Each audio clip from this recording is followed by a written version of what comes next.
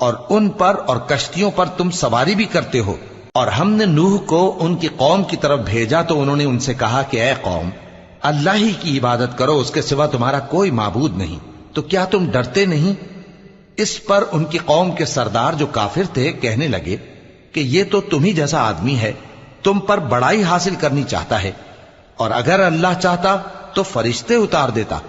ہم نے اپنے اگلے باپ دادا میں تو یہ بات کبھی سنی نہیں، اس آدمی کو تو دیوانگی کا عارضہ ہے، تو اس کے بارے میں کچھ مدت انتظار کرو۔ نوح نے کہا کہ پروردگار، انہوں نے مجھے جھٹلایا ہے، تو میری مدد کر۔ پس ہم نے ان کی طرف وحی بھیجی کہ ہمارے سامنے اور ہمارے حکم سے ایک کشتی بناؤ۔